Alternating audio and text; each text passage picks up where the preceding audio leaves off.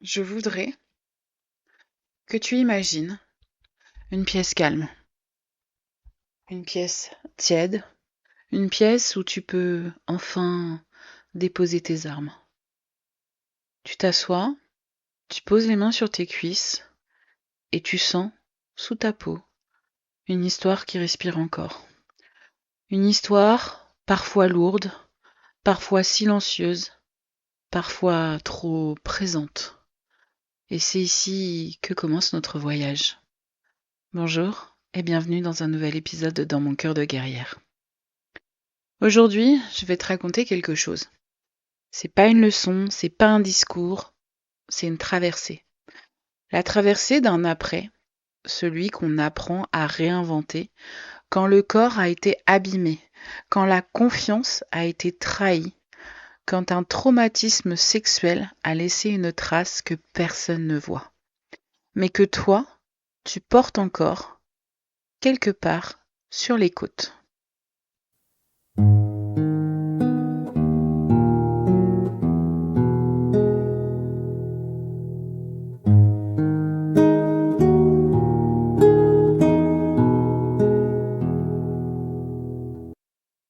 On croit souvent que les blessures les plus graves sont celles qui se voient. Mais toi, tu sais que certaines plaies n'ont pas de cicatrices apparentes.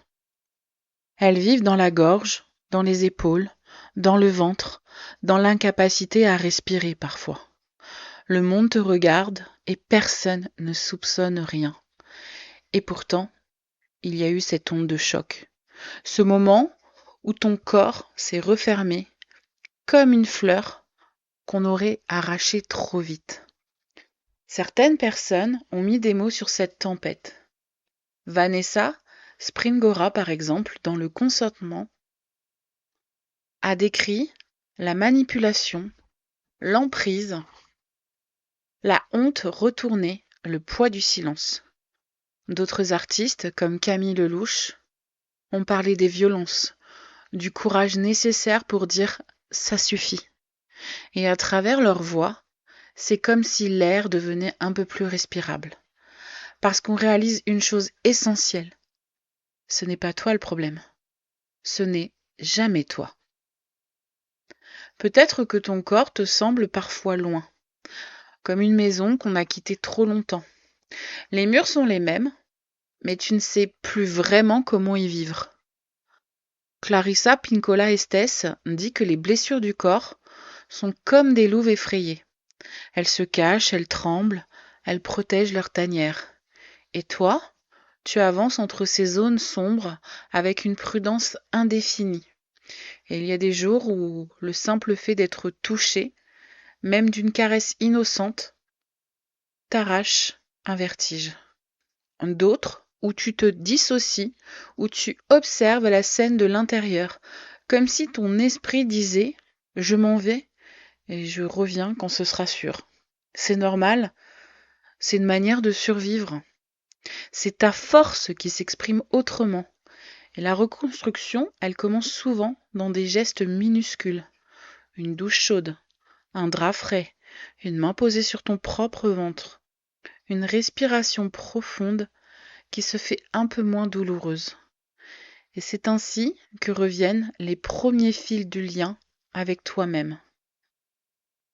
On t'a peut-être volé quelque chose, on t'a peut-être pris un espace sacré, on t'a peut-être laissé croire que la sexualité appartenait aux autres et que ton corps n'était plus le tien.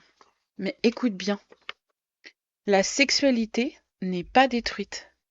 Elle est là, elle attend, elle sommeille, patiente, comme une braise qui ne demande qu'un souffle, pas une injonction.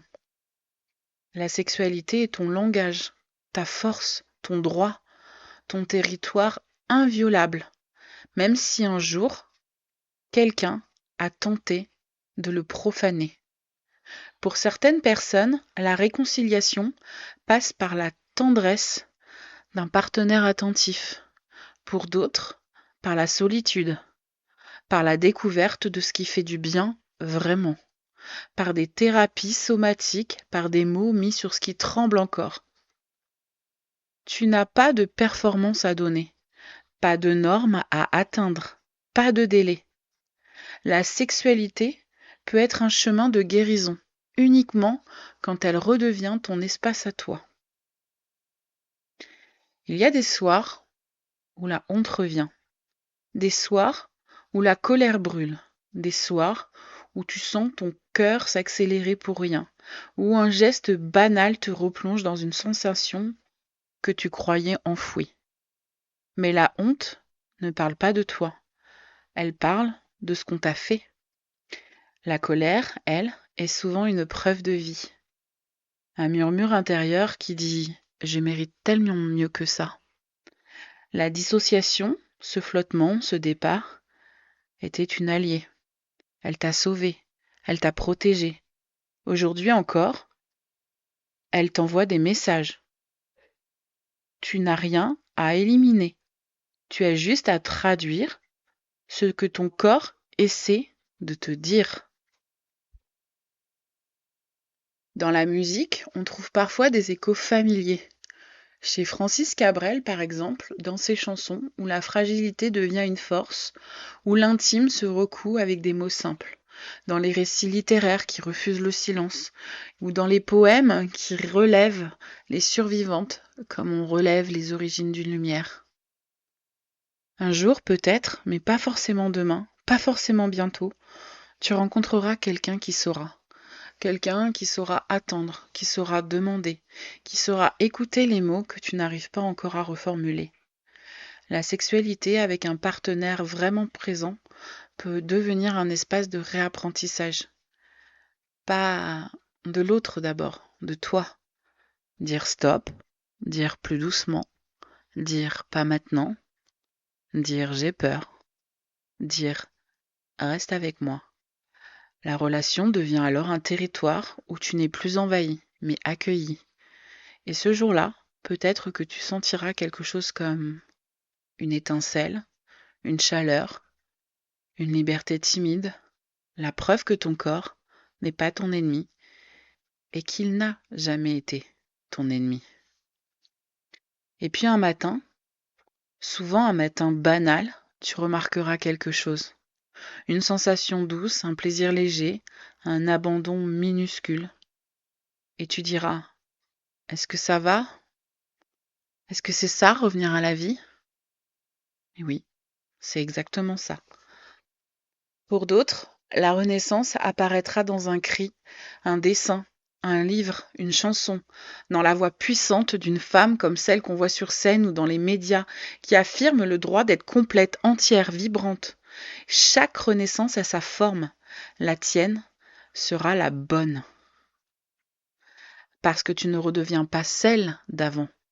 Tu deviens celle qui sait, celle qui se relève, celle qui avance avec la force des survivantes.